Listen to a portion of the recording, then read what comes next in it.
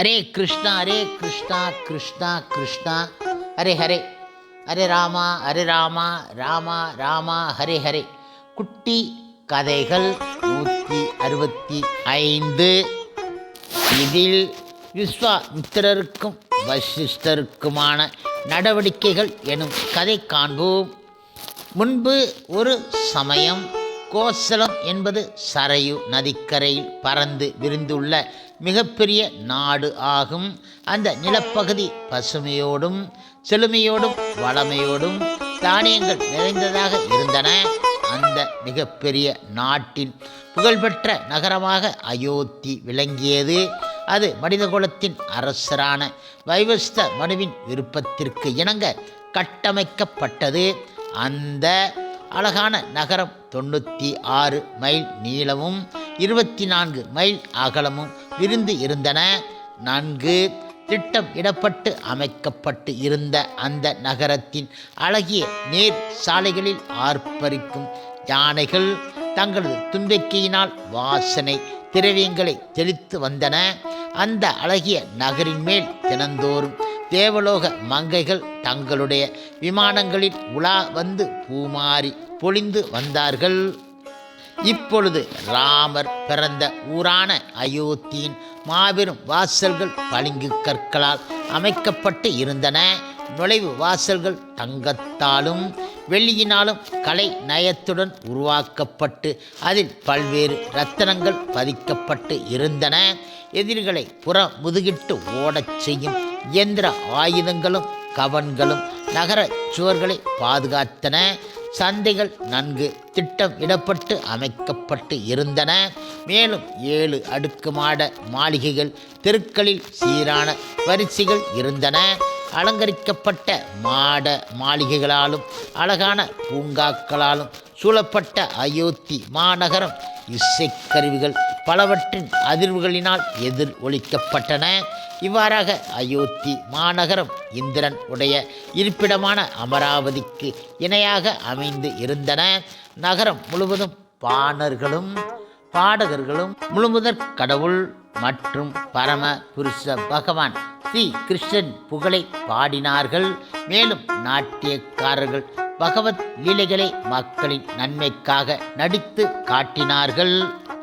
அயோத்தியில் பல்வேறு மலர்களால் நிரம்பிய அழகிய தோட்டங்களும் நிழல் தரும் கனி மரங்களும் காணப்பட்டன. நீலம், சிகப்பு மற்றும் பொன்னிற தாமரைகள் குளங்களில் நிரம்பி இருந்தன. விண்ணை தொடும் அளவிற்கு நீர் ஊற்றுக்கள் உயர்ந்து எழும்பின. அந்த நீர் ஊற்றுக்களில் இருந்து வரும் நறுமணத்தை ஏந்திய இதமான காற்றினால் தீண்டப்பட்டு குடிமக்கள் குளிர்ந்து இருந்தார்கள். அதன் மூலம் வெப்பம் மிகுந்த கோடை காலமும் வசந்த காலமாக தோன்றின. கொக்குகள் மற்றும் மயில்களின் கூக்குரல் எல்லா இடங்களிலும் ஒலிப்பதை கேட்கலாம். அயோத்தியின் சிற்று ஆறுகளிலும் ஓடைகளிலும் பாய்ந்த நீர் கரும்புச்சாறு போல இனித்தன. அந்த நீர் குடிப்பதற்கு மட்டும் இல்லாமல் ஏராளமான மாத்தோப்புக்களுக்கு நீர் பாசனமாக உபயோகப்படுத்தப்பட்டன. பல்வேறு வீடுகளும் அரண்மனைகளும் நன்கு திட்டம் இடப்பட்டு பல்வேறு விலை உயர்ந்த கற்களால் பக்குவமாக கட்டப்பட்டு கொடிகளாலும் அழகிய தோரணங்களாலும் அலங்கரிக்கப்பட்டு இருந்தன. அவற்றின் அழகு வைகுண்டங்களில் உள்ள அரண்மனைகளுக்கு இணையாக இருந்தன. அந்த பெரும் நகரமானது ஆயிரக்கணக்கான போர் வீரர்களால் பாதுகாக்கப்பட்டு இருந்தன. அந்த வீரர்கள் கை தேர்ந்த வில்லாளிகளாகவும் ஆயுதம் தரிப்பதில் வல்லுநர்களாகவும் இருந்தார்கள். அவர்கள் ஒரே சமயத்தில் ஆயிரக்கணக்கான வீரர்கள் உடன் போரிடும் திறன் வாய்ந்த ரத வீரர்களாக இருந்தார்கள். அயோத்தி மாநகர வீதிகள் எப்போதும் பயணிகளால் நிறைந்து இருந்தன. சிறிய அரசர்கள் உலகின் பல இடங்களில் இருந்து கப்பம் கட்டவும் அயோத்தியின் அரசரை கண்டு தங்கள் மரியாதை செலுத்தவும் வந்து சென்றவாறு இருந்தார்கள். வியாபாரிகள் அருகில் இருந்தும் தொலைவில் இருந்தும் பண்ட மாற்றுக்காக சந்தைகளில் திரண்டார்கள். புரோகிதர்கள் எப்போதும் யாக குண்டத்தில் நெய்யை ஊற்றியபடி வேத மந்திரங்களால் பகவான் விஷ்ணுவின் புகழை பாடியவாறு காணப்பட்டார்கள். புலன்களை தங்களது கட்டுப்பாட்டில் வைத்து இருந்தவர்களும் உண்மைக்காக தங்களை அர்ப்பணித்து இருந்தவர்களுமான இந்த பிராமணர்கள் எல்லாவித நற்குணங்களாலும் ஆசீர்வதிக்கப்பட்டு இருந்தார்கள். மேற்கூறியபடி உள்ள சீதையின் ஊரான மிதிலையை அவர்கள் அனைவரும் அடைந்தார்கள்.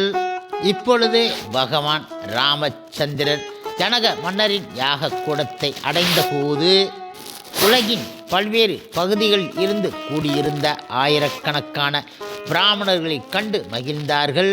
விஸ்வாமித்திரின் வருகையை அறிந்த சீதையின் தந்தையான ஜனக மாமன்னர் அவரை வரவேற்க விரைந்து வந்தார். இப்பொழுது ஜனக மன்னர் அவரிடம் விசாரித்தார். ஓ மா முனிவர்களில் தலை சிறந்தவரே, இந்த யாகம் நிறைவேற 12 நாட்கள் ஆகும். இதில் தேவர்கள் நேரில் தோன்றி தங்களது பங்கினை ஏற்றுக்கொள்ள வருவார்கள். உங்களுடன் வந்துள்ள இவர்கள் இருவரும் மனித உருவில் உள்ள தெய்வங்களைப் போல் தோன்றுகின்றார்களே, மேன்மைக்குரிய இவர்கள் யார் என கேட்டார். இப்பொழுது விஸ்வாமித்திரர் கூறினார், ஓ இந்த இரு இளைஞர்களும் மன்னர் தசரதரின் மகன்களான ராமர் மற்றும் லக்ஷ்மணர் ஆவார்கள். நீங்கள் வணங்கி வரும் அந்த மிகச்சிறந்த வில்லினை சோதித்து பார்க்கவே இங்கு வந்துள்ளார்கள். என்னுடைய யாகத்திற்கு இடையூறு விளைவிக்கும் இராட்சசர்களை கொல்ல அயோத்தியில் இருந்து எனது ஆசிரமத்திற்கு இவர்களை நான் அழைத்து வந்தேன். வரும் வழியில் இவர்கள் இராட்சசி தாடகையை கொன்றார்கள். பின்னர் சித்த ஆசிரமத்தில் ராமர் மாரிசனை கடலுக்குள் 100 யோஜனை வரை சுழற்றி அடித்து விட்டார். சுபாகுவையும் அவர் கொன்று விட்டார். மிதிலை வருவதற்கு முன்பாக இவர் அகல்யாவை அவளது கணவரின் சாபத்திலிருந்து விடுவித்து கௌதம ரிஷியினால் வணங்க பெற்றார். இப்பொழுது அனைவரும் தங்கள் ஆசனங்களில் சௌரியமாக அமர்ந்த பிறகு மாமன்னர் ஜனகரின் தலைமை ராஜகுருவும் கௌதம ரிஷியின் மூத்த குமாரனுமாகிய சதானந்தர் ராமரின் கடாட்சத்தால் தமது அன்னை எவ்வாறு சுய உருவை திரும்ப பெற்றார் என்பதை விவரமாக எடுத்து உரைக்கும்படி விஸ்வாமித்திரர் இடம் கோரிக்கை விடுவித்தார். விஸ்வாமித்திரர் நடந்தவை அனைத்தையும் பெரும் மகிழ்ச்சியுடன் விவரித்தார். அதன் பிறகு சதானந்தர் விஸ்வாமித்திரின் பெருமைக்குரிய சரித்திரத்தை கூற தொடங்கினார். முன்பு ஒரு சமயம் காதியின் மகனாக பிறந்த விஸ்வாமித்திரர் முன்பு ஒரு நல்ல சத்திரியனாக நாட்டை ஆண்டு வந்தார். ஒருமுறை ஒரு அக்ஷௌனி படை வீரர்களுடன் பூவுலகம் முழுவதும் பயணம் செய்ய தொடங்கினார். அவ்வாறு பயணிக்கையில் ஒருமுறை அவர் பெரும் பிரம்ம ரிஷியான வசிஷ்டரின் ஆசிரமத்திற்கு வருகை புரிந்தார். ஓ எண்ணற்ற முனிவர்களின் வசிப்பு இடமான அந்த அழகிய ஆசிரமத்திற்குள் நுழைந்த அவர் வசிஷ்ட முனிவரை தம் சிரம் தாழ்த்தி மரியாதையோடு வணங்கினார். விஸ்வாமித்திரரை அந்த முனிவர் அன்போடு வரவேற்க இருவரும் நட்புடன் கூடிய உரையாடலில் ஆழ்ந்து விட்டார்கள். வசிஷ்டர் அரசரிடம் கூறினார், ஓ அன்புள்ள அரசே, தயை கூர்ந்து மேலும் சில நாட்களுக்கு என்னுடைய விருந்தினராக இங்கு தங்க வேண்டும். அதன் மூலம் தங்களுடைய அந்தஸ்திற்கு பொருந்தும் வண்ணம் உங்களை உபசரித்து மகிழ்விப்பேன் என்றார் அவர். அதற்கு விஸ்வாமித்திரர் பணிவுடன் பதில் உரைத்தார், உங்களுடைய அன்பான உபசரணையால் ஏற்கனவே பூரண திருப்தி அடைந்து விட்டேன். ஆகையால் தங்களிடமிருந்து விடைபெற உத்தரவு வழங்குங்கள் என்றார் அவர். இருப்பினும் விஸ்வாமித்திரரும் அவருடன் வந்து இருப்பவர்களும் அங்கு தங்க வேண்டும் என வசிஷ்டர் தொடர்ந்து வற்புறுத்தியதால் விஸ்வாமித்திரர் இறுதியில் அதற்கு இசைந்தார். இவ்வாறாக முடிவானவுடன் வசிஷ்டர் சபலா என்ற பெயருடைய தமது காமதேனு பசுவை விஸ்வாமித்திரன் முன்பாக அழைத்து வந்து ராஜபோக விருந்தினை வழங்கும்படி உத்தரவிட்டார். அவ்வாறு உத்தரவு இடப்பட்டவுடன் அந்த தெய்வீக பசு உடனடியாக மிகப்பெரிய அளவில் எல்லையற்ற பல்வேறு வகையான உணவு மற்றும் பானத்தை மின்னுகின்ற வெள்ளி தாம்பாள தட்டில் அடுக்கியவாறு கொண்டு வந்தது. விஸ்வாமித்திரரும் அவருடைய ஆட்களும் முழு மன நிறைவுடன் விருந்து உண்டார்கள். ஆனால் விரைவில் விஸ்வாமித்திரருக்கு வசிஷ்டர் மீது பொறாமை உணர்வு வளர தொடங்கியதால் அந்த தெய்வீக பசுவினை தமது உடைமையாக்கி கொள்ள விரும்பினார். இப்பொழுது அதீத பேராசையால் ஆட்கொள்ளப்பட்ட விஸ்வாமித்திரர் வசிஷ்டர் இடம் கூறினார். ஓ, இந்த அற்புத பசுவை எந்த விலையாயினும் நான் அடைந்தாக வேண்டும். இவளை தயை கூர்ந்து என்னிடம் கொடுத்து விடுங்கள். அதற்கு தகுந்த சன்மானத்தை வழங்குகிறேன் என்றார் அவர். விஸ்வாமித்திரர் வசிஷ்டருக்கு பல்லாயிரக்கணக்கான பசுக்கள், தங்கம், எண்ணிலடங்கா ஆபரணங்கள் என பல்வேறு செல்வத்தை வழங்க முன்வந்த போதிலும் வசிஷ்டர் அவற்றை சிறிதும் பொருட்படுத்தாமல் கூறினார். ஓ, மன்னிக்கவும், இந்த காமதேனுவிற்கு ஈடாக 100 கோடி பசுக்களை கொடுத்தாலும் என்னால் இதனை விட்டு பிரிய இயலாது. கேட்பதை கொடுக்கும் இந்த காமதேனு பசு என்னிடமிருந்து பிரிக்க இயலாதது. ஏனென்றால் யாகம் செய்வதற்கான உபகரணங்கள் அனைத்தையுமே அவளே கொடுக்கின்றாள். இதனால் இவள் எனக்கு அவசியம் தேவைப்படுகின்றாள். இவ்வாறாக வசிஷ்டர் தெய்வீக பசுவினை தர மறுத்துவிட்டார். அதற்கு விஸ்வாமித்திரர் பதில் உரைத்தார். ஓ, சிறப்பாக உள்ள அனைத்திற்கும் அரசனே உடைமையாளன் என்பதால் நியாயப்படி இந்த பசு எனக்கே சொந்தமாகும் என்றார் அவர். இப்பொழுது வசிஷ்டரின் மறுப்பு விஸ்வாமித்திரரின் விருப்ப நெருப்பை மேலும் கொழுந்துவிட்டு எரியச் செய்ததால் அரசர் பசுவிற்கு ஈடாக மேன்மேலும் பல பொருட்களை முனிவருக்கு அளிக்க முன்வந்தார். இப்பொழுது வசிஷ்டரோ எதையும் பொருட்படுத்தாமல் தமது பசுவை விட்டு கொடுக்க மறுத்துவிட்டார். இறுதியில் ஏமாற்றத்தினால் கோபமுற்ற விஸ்வாமித்திரர் பசுவை பலவந்தமாக ஆசிரமத்தில் இருந்து வெளியே இழுத்துச் செல்ல முற்பட்டார். அப்பொழுது காமதேனு பசு வசிஷ்டர் இடம் பரிதாபமாக கதறி மன்றாடியது. ஓ முனிவரே, என்னை இவ்வாறு எடுத்துச் செல்வதற்கு ஏன் அனுமதிக்கின்றீர்கள்? நான் உமக்கு விசுவாசத்துடன் சேவை செய்த போதிலும் தற்போது என்னை கைவிடப் போகின்றீர்களா என கேட்டது. இழுத்துச் சென்ற விஸ்வாமித்திரன் நூற்றுக்கணக்கான பணியாட்களின் பிடியிலிருந்து தன்னை விடுவித்து கொண்டு மீண்டும் ஆசிரமத்திற்கு திரும்பிய சபலா இடம் வசிஷ்டர் பதில் உரைத்தார். ஓ அன்புள்ள சபலா, உண்மையில் நான் உன்னை புறக்கணிக்கவில்லை. இருப்பினும் என்னுடைய சக்தி அரசனின் சக்திக்கு நிகரானது கிடையாது என்பதால் உன்னை காக்கும் கதி அற்றவனாக நிற்கின்றேன் என்றார் அவர். அதற்கு சபலா மறுமொழி கூறினாள். ஓ அன்புள்ள முனிவரே, உம்முடைய ஆன்மீக சக்தியுடன் ஒப்பிடுகையில் அரசரின் பௌதிக சக்தி மிக மிக அற்பமானது ஆகும். ஆகையால் நீங்கள் அனுமதித்தால் உம்முடைய உன்னத சக்தியை உபயோகித்து விஸ்வாமித்திரன் படையை நானே அழித்து விடுவேன் என்றது அது. இப்பொழுது வசிஷ்டர் அதற்கு ஒப்புதல் அளித்தவுடன் சபலா தனது உடலில் இருந்து எண்ணில் அடங்காத சக்திமிக்க வீரர்களை உருவாக்கிவிட்டால். அவர்கள் விஸ்வாமித்திரன் படைகளை அழிக்கத் தொடங்கிவிட்டார்கள். ஆயினும் சக்தி வாய்ந்த அரசர் அவர்கள் அனைவரையும் அழித்தார். மேலும் அவரில் சத்திரிய சக்தி வெகுண்டு எழ போரை தொடர சபலா விரும்பினால் வீரர்களை மேலும் உருவாக்குமாறு அறைகூவல் இட்டார். அப்போது சபலா பயங்கரமான வீரர்கள் பலரை தனது வடி, பாலுறுப்பு, குதம் முதலான பாகங்கள் இருந்து வெளியேற்றத் தொடங்கினால் உன்னத சக்தி வாய்ந்த அந்த படை வீரர்கள் விஸ்வாமித்திரன் படையை முற்றிலுமாக முறியடித்து விட்டார்கள். இதை கண்ட விஸ்வாமித்திரன் 100 புதல்வர்களும் வசிஷ்டரை நோக்கி கோபத்துடன் விரைந்தார்கள். ஆனால் பிரம்மரிஷி தமது சக்திமிக்க கர்ஜனையின் மூலம் அவர்களை சாம்பலாக குவித்து விட்டார்.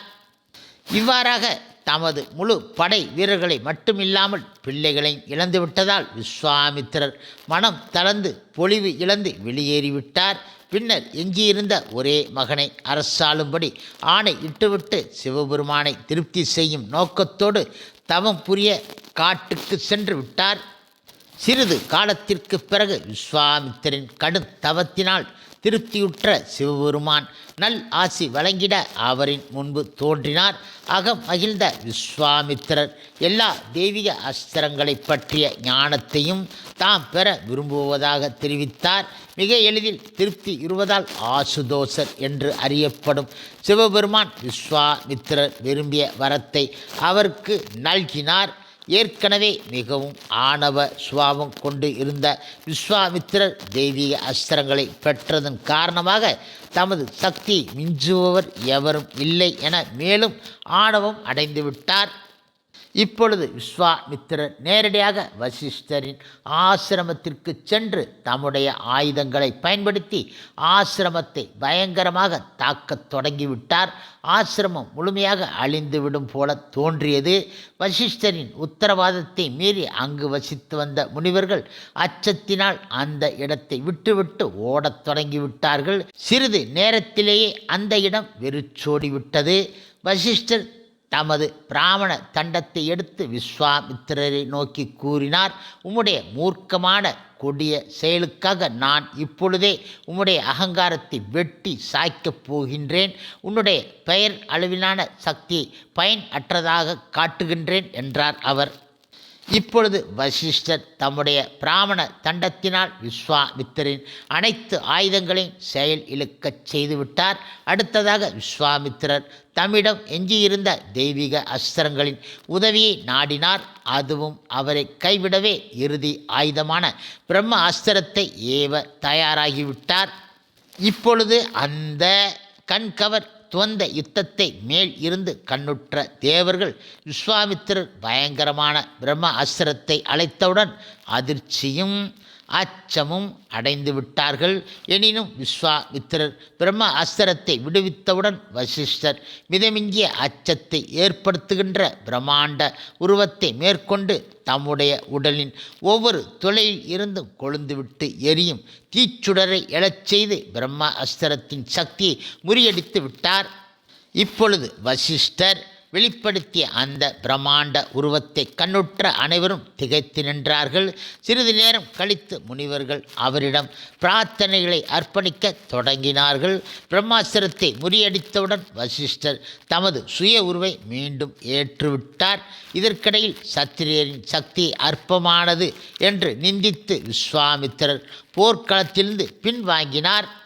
இப்பொழுது பிராமண சக்தியே மிக மிக உயர்ந்தது என்பதை புரிந்து கொண்ட விஸ்வாமித்திரர் வசிஷ்டரை போன்றே தாமும் பிரம்ம ரிஷியாக வேண்டும் என்ற உறுதிமொழியுடன் தமது மனைவியுடன் வனத்திற்கு சென்று கடும் தவம் மேற்கொள்ள தொடங்கிவிட்டார்.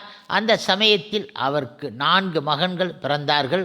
1000 ஆண்டு தவத்திற்கு பிறகு பிரம்மதேவர் விஸ்வாமித்திரின் முன்பாக தோன்றி அவருக்கு முறைப்படி ராஜரிஷி என்ற பட்டத்தை சன்மானமாக அளித்தார். இருந்தாலும் பிரம்மதேவர் சென்றவுடன் விஸ்வாமித்திரர் தம்முடைய அற்பமான சாதனைகளுக்காக வெட்கி தலைகுனிந்தார்.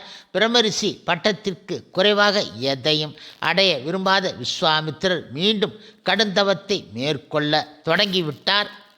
அதே சமயத்தில் இஸ்வாகு வம்சத்தில் வந்த திருசங்கு என்ற அரசர் அயோத்தியை தலைநகராக கொண்டு நாட்டை ஆட்சி புரிந்து வந்தார். அவர் தமது அப்போதைய உடலை மாற்றாமல் மனித உடலிலேயே சொர்க்கத்திற்கு ஏற்றம் பெறுவதற்காக யாகம் புரிய விரும்பினார். அதற்காக அவர் வசிஷ்டரை புரோகிதர் ஆகும்படி வேண்டினார்.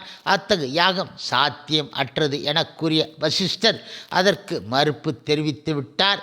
திருசங்குவோ யாக புரோகிதர்கள் ஆன வசிஷ்டருடைய 100 பிள்ளைகளை அணுகி தமது யாகத்திற்கு உறுதுணையாக இருக்கும்படி கேட்டுக்கொண்டார். இருப்பினும் அவர்கள் தங்களது தந்தையின் மறுப்பினை அறிந்து குருவினால் நிராகரிக்கப்பட்ட பின்னர் தங்கள் இடம் உதவியை நாடியமைக்காக அவரை கோபத்துடன் கண்டித்தார்கள். அவ்வாறு கண்டிக்கப்பட்ட திருசங்கு பதில் உரைத்தார். ஓ, நீங்கள் எனக்கு உதவ விரும்பாவிட்டால் நான் இதர பெருந்தகையாளரின் உதவி நாடுவேன் என்றார் அவர். இப்பொழுது திருசங்குவின் ஆணவ வார்த்தைகளை கேட்ட முனிக்குமாரர்கள் மிகுந்த சினங்கொண்டு சண்டாளன் ஆகும்படி அவனை சபித்தார்கள். அதனால் திருசங்குவின் பொன்னிற மேனி விரைவிலேயே கருமை ஆகிவிட்டது. உடை பழமை ஆனதாகவும் அழுக்கு அடைந்ததாகவும் மாறிவிட்டது. நீண்ட கேசம் உதிரத் தொடங்கிவிட்டது. தங்க ஆபரணங்கள் இரும்பாக மாறிவிட்டன. அவனை அழகுபடுத்திய பொருட்கள் சாம்பல் ஆகிவிட்டன. மேலும் அவன் அணிந்திருந்த பூமாலை சுடுகாட்டு மலர்களாக மாறிவிட்டன. இப்படியாக இந்த மாற்றங்களை கண்ட திருசங்குவின் மந்திரிகள் உடனடியாக அவரை திண்டத்தகாதவராக ஒதுக்கிவிட்டார்கள். சண்டாளனாக மாறிய காரணத்தால் தமது பதவியை இழந்த திருசங்கு கடுந்தவத்தில் ஈடுபட்டு இருந்த விஸ்வாமித்திரரை காணச் சென்றார். இப்பொழுது வசிஷ்டரின் மகன்கள் தனக்களித்த சாபத்தினை பற்றி திருசங்கு விஸ்வாமித்திரன் கூற அவரும் திருசங்குவை பரிவுடன் வரவேற்றார். விஸ்வாமித்திரன் உதவியை திருசங்கு வேண்டியபோது திருசங்குவிற்கு அவர் அடைக்கலம் கொடுத்தது மட்டுமில்லாமல் அவர் விரும்பிய யாகத்தை மேற்கொள்ள உதவும் புரோகிதர்களை வழங்குவதாக உறுதியளித்தார். இதனைத் தொடர்ந்து திருசங்குவிற்கு உதவி புரிவதற்காக விஸ்வாமித்திரர் தமது பிள்ளைகளை அழைத்து தகுதி வாய்ந்த எல்லா பிராமணர்களையும் புரோகிதர்களையும் யாகத்திற்கு அழைக்குமாறும் வருவதற்கு மறுப்பவரின் பெயர்களை தமக்கு தெரிவிக்குமாறும் உத்தரவிட்டார். அதன் காரணமாக பூலோகம் முழுவதிலும் இருந்து பல்வேறு அரசவை பிராமணர்கள் அவரது ஆசிரமத்திற்கு வந்து சேர்ந்தார்கள். இருப்பினும் வசிஷ்டர் அவரது பிள்ளைகள் மகதா யமுனி ஆகியோர் மட்டும் அதில் பங்கேற்க மறுத்து, ஓ பிராமணர்களோ தேவர்களோ சத்திரின் கையில் இருந்து நிவேதனம் பெற விரும்ப மாட்டார்கள். அவ்வாறு இருக்க சண்டாளன் இடம் இருந்து பெறுவதை பற்றி என்ன கூறுவது என உரைத்தார்கள். இப்பொழுது அவமதிக்கும் கடும் வார்த்தைகளை கேட்ட விஸ்வாமித்திரர் உடனடியாக சாபமிட்டார். வசிஷ்டரின் இழிவான பிள்ளைகள் சாம்பலாக மாறட்டும், அவர்கள் இன்றே யமராஜரின் இருப்பிடத்திற்கு செல்லட்டும், அதன் பிறகு அவர்கள் 700 பிறவிகள் சண்டாளர்களாக பிறவி எடுக்கட்டும், அந்த முட்டாள் மகாதயன் நிஷாதனாக மாறட்டும் என்றார் அவர். சாபங்கள் உடனே விளைவை உண்டாக்கிவிட்டன. விஸ்வாமித்திரரால் ஞான திருஷ்டியின் மூலம் அந்த சாப விளைவுகளை காண முடிந்தன. அதன் பின்னர் ஆசிரமத்தில் குடியிருந்த பிராமணர்களை விஸ்வாமித்திரர் திருசங்குவின் யாகத்தில் பங்கேற்குமாறு வேண்டிக் கொண்டார். இப்பொழுது அவர்களும் சபித்து விடுவாரோ என்ற அச்சத்தில் அவர்களும் யாகத்திற்கு ஒப்புக்கொண்டு அதை தொடங்கினார்கள். யாகத்தில் பங்கேற்று நிவேதனங்களை ஏற்க வருமாறு தேவர்களுக்கு அழைப்பு விடுவிக்கப்பட்ட போது அவர்கள் அதிலிருந்து பின்வாங்கி விட்டார்கள். அதனால் கடும் கோபம் உற்ற விஸ்வாமித்திரர் தனது சொந்த சக்தியின் மூலமாகவே திருசங்குவை சொர்க்கத்திற்கு உயர்த்துவதற்காக அவரிடம் உறுதியளித்தார். இவ்வாறாக விஸ்வாமித்திரர் வாக்களித்த மாத்திரத்தில் திருசங்கு தமது அப்போதைய உடலிலேயே சொர்க்கத்தை நோக்கி ஏற்றம் பெற தொடங்கிவிட்டார். இப்பொழுது திருசங்கு தமது குருவான வசிஷ்டருக்கு கீழ்ப்படியாமலும் தகுந்த புண்ணிய பலன்களை சேகரிக்காமலும் சொர்க்கத்தை நோக்கி வருவதைக் கண்ட இந்திரன் திருசங்குவை பலவந்தமாக பூமியை நோக்கி தலைகீழாக விழச் செய்துவிட்டார். ஆதரவற்ற நிலையில் இவ்வாறாக விழுந்து கொண்டிருந்த திருசங்கு விஸ்வாமித்திரர் இடம் தம்மை பாதுகாக்குமாறு கதறினார். விஸ்வாமித்திரர் உடனடியாக திருசங்குவின் வீழ்ச்சியினை தடுத்தது மட்டுமில்லாமல் தேவர்களுடைய இடத்தை போன்றே மாற்று சொர்க்கலோகத்தையும் திருசங்கு வசிப்பதற்காக படைத்தார். மேலும் திருசங்கு உடன் வசிப்பதற்காக போலியான தேவர்களையும் அதில் நிரப்பினார். இருப்பினும் தேவர்கள் இந்த பிரமிக்கத்தக்க செயல்களினால் கடும் கோபம் அடைந்தார்கள். அவர்கள் விஸ்வாமித்திரரை அணுகி கூறினார்கள், திருசங்குவிற்கு உதவும் முயற்சியை நீங்கள் கைவிட வேண்டும். அவர் சொர்க்க லோகங்களில் வசிப்பதற்கு தகுதி அற்றவர் ஆவார் என கூறினார்கள். ஆனால் கொடுத்த வாக்கினை காப்பாற்றுவதில் உறுதியாக இருந்த விஸ்வாமித்திரர் கூறினார், உடல் மாற்றம் இல்லாமலேயே திருசங்குவை சொர்க்க உலகங்களுக்கு அனுப்பும் வாக்கில் இருந்து என்னால் பின்வாங்க முடியாது. ஆகவே என்னால் படைக்கப்பட்ட இந்த சொர்க்கம் உங்களால் ஏற்றுக்கொள்ளப்பட வேண்டும். மேலும் அது இந்த பிரபஞ்சம் நீடிக்கும் காலம் வரை தொடர்ந்து இருக்க வேண்டும். இது எனது ஆணையாக இருக்கட்டும் என்றார் அவர். முடிவாக தேவர்கள் சினம் தளர்ந்து விட்டார்கள். இவ்வாறாக திருசங்கு தலைகீழாக விண்வெளியிலே தங்கினார். விஸ்வாமித்திரன் கருணையினால் சொர்க்கலோக இன்பத்தை அனுபவித்து கொண்டே நட்சத்திரங்களுக்கு இடையில் அவர் பிரகாசமாக மின்னுகின்றார். பிறகு விஸ்வாமித்திரர் வசிஷ்டரை போன்று தாமும் பிரம்மரிஷியாக வேண்டும் என்ற உறுதியோடு மீண்டும் தவம் புரிய தொடங்கினார். நீண்ட காலத்திற்கு பிறகு மேனகை என்ற அழகிய அப்சரா விஸ்வாமித்திரர் தவம் மேற்கொண்டிருந்த இடத்திற்கு அருகில் அமைந்திருந்த புஷ்கர ஏரியில் நீராடுவதற்காக வந்தால் அவளை கண்ட விஸ்வாமித்திரர் காம இச்சையினால் ஆட்கொள்ளப்பட்டு பால் உறவை அனுபவிக்க ஆர்வம் கொண்டு அவளை தம்முடைய ஆசிரமத்தில் தங்குமாறு வேண்டிக் கொண்டார். மேனகை மகிழ்ச்சியுடன் இசைந்ததும் அவர்கள் 10 ஆண்டு காலம் புலன் இன்பத்தில் தங்களை மறந்து ஒருவரோடு ஒருவர் சிற்றின்பம் அனுபவித்து மகிழ்ந்தார்கள். இப்பொழுது 10 ஆண்டுகள் கழித்து சுய நினைவை பெற்ற விஸ்வாமித்திரர் பெரும் வெறுப்புடன் உணர்ந்தார். ஓ முட்டாள்தனமாக பெயரளவு புலன் நுகர்ச்சியில் ஆழ்ந்து 10 ஆண்டு காலத்தை வீண் ஆக்கி விட்டேனே. சேகரித்து வைத்த எனது துறவின் புண்ணியத்தை பறிப்பதற்காகவே தேவர்கள் மேனகை இங்கு அனுப்பி இருக்கிறார்கள் என்பதை இப்போதுதான் நான் புரிந்து கொள்ள முடிகின்றது. காமத்திற்கு அடிமையாகி என்னுடைய கடுந்தவத்தை புறக்கணித்ததால் எனது உன்னத நிலையில் இருந்து வீழ்ந்து விட்டேனே என்று புலம்பினார். இப்பொழுது அச்சமூட்டும் மேனையை கை விட்டுவிட்டு விஸ்வாமித்திரர் இனியாவது உறுதியுடன் பிரம்மச்சரியத்தை கடைப்பிடித்து கடுந்தவத்தை மேற்கொள்ள வேண்டும் என தீர்மானித்து இமாலயத்தின் வடபகுதியை நோக்கி சென்றார்.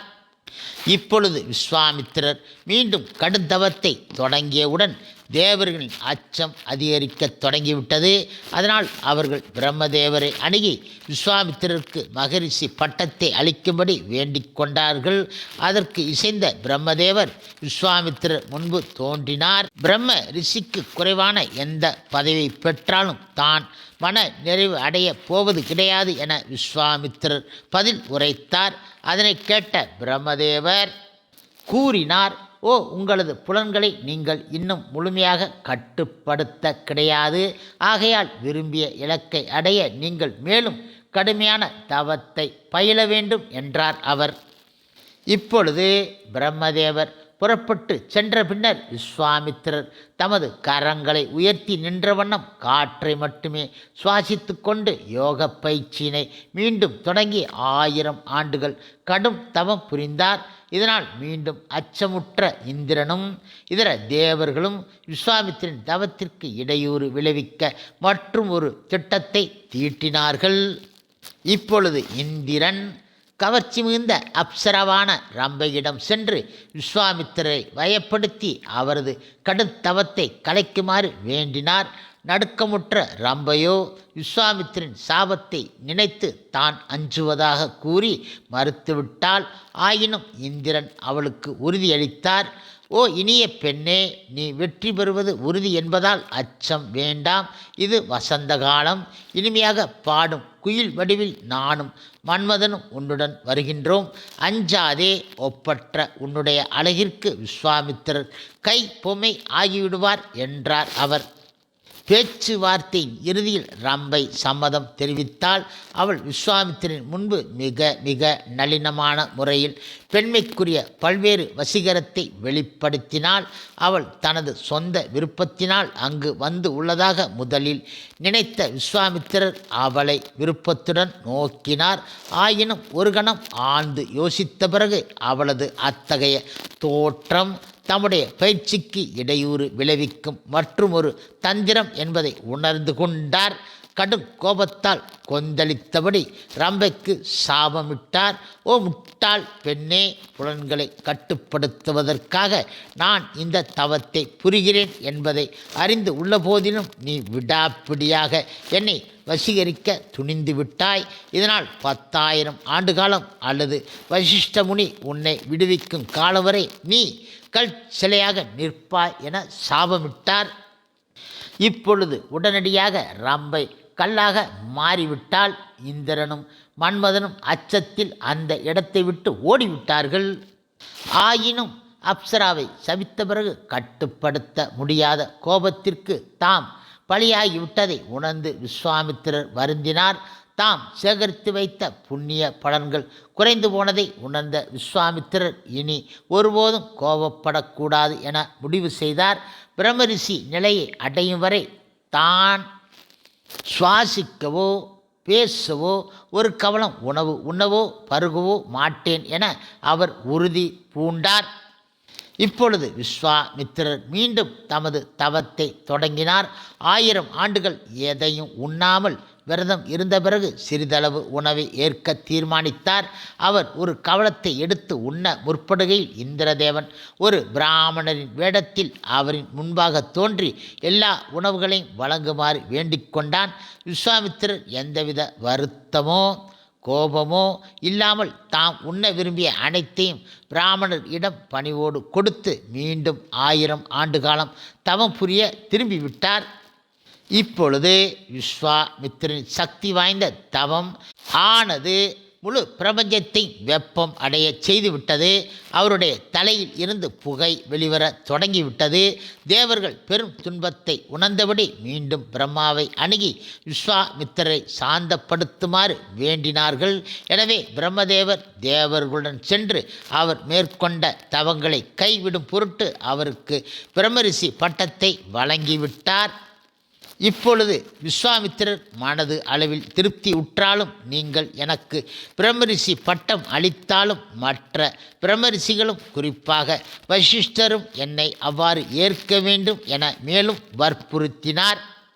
கடைசியாக வசிஷ்டரும் தேவருடைய வேண்டுதலுக்கு இணங்கி விஸ்வாமித்திரன் சென்று அவரை பிரம்மரிஷியாக அங்கீகரிக்க ஒப்புக்கொண்டு விட்டார். அதற்கு ஈடாக விஸ்வாமித்திரரும் வசிஷ்டருக்கு பெரும் மரியாதைகளை அளித்தார். இதன் மூலம் அவர்கள் இருவரும் நீண்டகால பகைமையை எளிதில் மறந்து மிக மிக நண்பர்கள் ஆகிவிட்டார்கள். ஹரே கிருஷ்ணா ஹரே கிருஷ்ணா கிருஷ்ணா கிருஷ்ணா ஹரே ஹரே, ஹரே ராமா ராமா ராமா ஹரே ஹரே. சில பிரபுபாதரின் சேவையில் இஸ்கான்